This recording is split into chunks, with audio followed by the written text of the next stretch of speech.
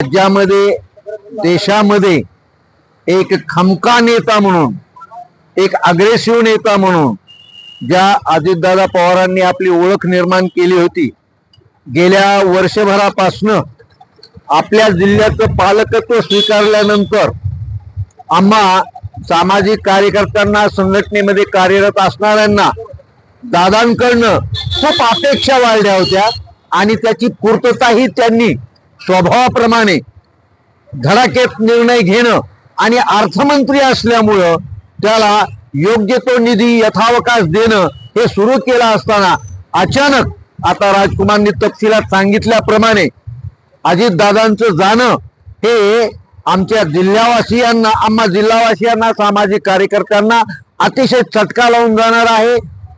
अनंताचा पुत्र अनंतात विलीन झाला असं काही पेपरने लिहिलं, परंतु हे अतिशय न पचणारं, न सहन होणारं असं हे दुःखद अशी बाब आहे।